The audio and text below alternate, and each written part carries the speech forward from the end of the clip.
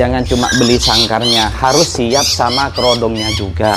Nah, kalau sudah dipisahkan dan dikerodong, maka akan mengurangi suara minya, suara toet-toetnya teman-teman. Sudah nangkring, sudah mandiri. Nah, kenapa dipisah seperti ini teman-teman?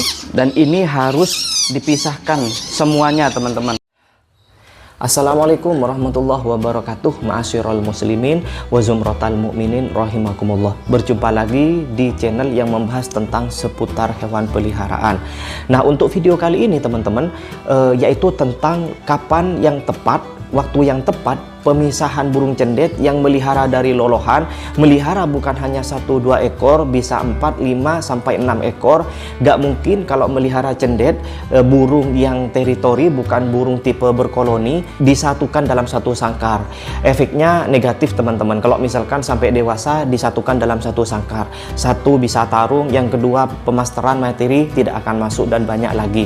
Nah, khususnya untuk teman-teman yang ingin melihara cendet, alangkah baiknya teman-teman sebelum beli cendet, dana untuk sangkar harus ada. Kenapa?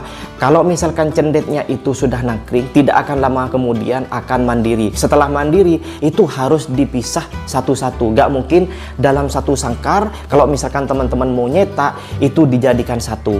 Seperti biasa, kalau memang kalian itu suka hewan peliharaan, terutama burung, alangkah baiknya jangan pulut, jangan mikat dewasa hutan teman-teman. Mending teman-teman itu beli yang lolohan, cari yang masih ngeloloh, itu jauh lebih baik. Tingkat hidupnya itu 80%, daripada teman-teman itu ambil yang indukan, ambil yang dewasa hutan, itu tingkat kematiannya lebih tinggi. Apalagi kita nggak tahu teman-teman, indukannya yang kita ambil itu lagi ngeloloh, lagi ada anakannya di pohon. Otomatis kalau misalkan diambil indukannya akan mati di pohon teman-teman. Nah, lanjut teman-teman, ini langsung saya ke burungnya. Ini ditaruh di sini teman-teman.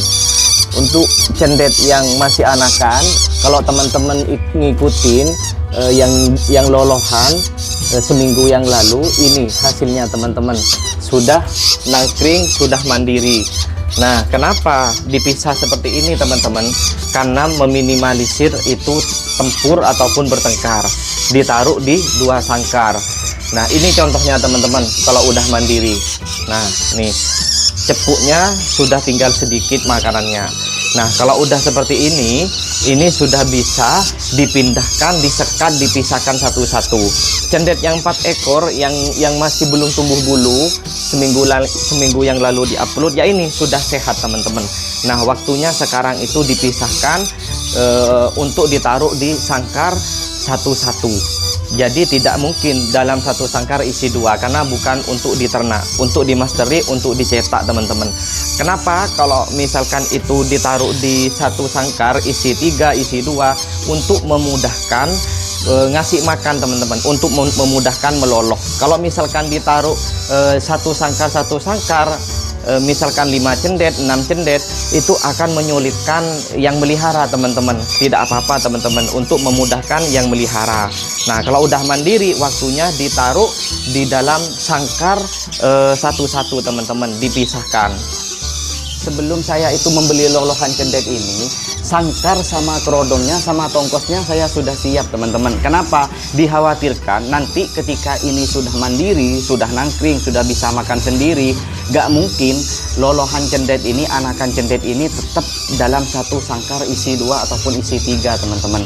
Pasti kalau cendet pasti dipisah satu-satu untuk dimasteri, untuk dicetak. Karena ini bukan tipe burung koloni seperti jalak teman-teman.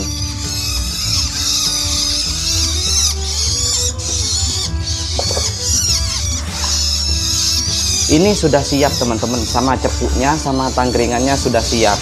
Jadi cendet yang sudah mandiri, sudah makan sendiri, itu harus dipisahkan. Kalau memang teman-teman ingin mau nyetak, ingin nyetak sendiri, ingin membesarkan sendiri teman-teman. Nah, kalau sudah mandiri, sudah makan sendiri seperti ini, enak. Meskipun ini sudah tidak usah diloloh, tidak menyulitkan yang melihara teman-teman.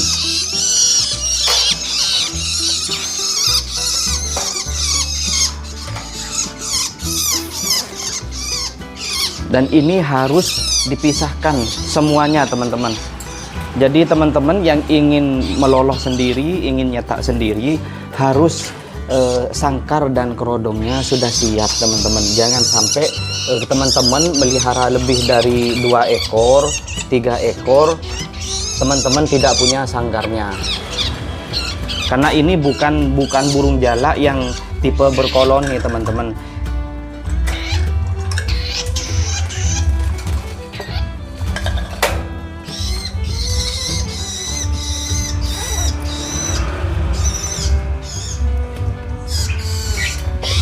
Kalau sudah dipisah satu-satu seperti ini, maka bunyi miyiknya ini teman-teman akan berkurang. Karena ini kenapa bunyi miyik, bunyi toet-toet terus? Karena ini berkumpul jadi satu teman-teman. Nah, kalau sudah dipisahkan dan dikerodong, maka akan mengurangi suara miyiknya, suara toet-toetnya teman-teman. Apalagi dikerodong. Makanya teman-teman kalau misalkan mau nyetak, jangan cuma beli sangkarnya, harus siap sama kerodongnya juga.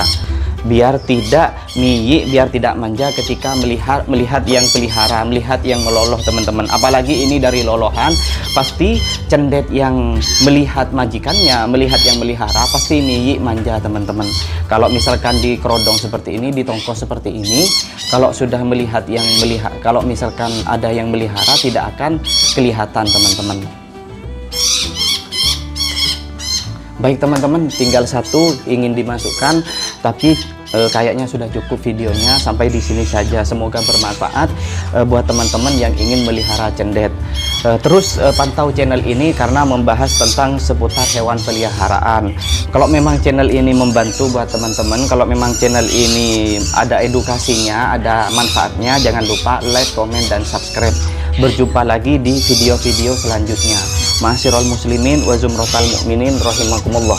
Assalamualaikum warahmatullahi taala wabarakatuh.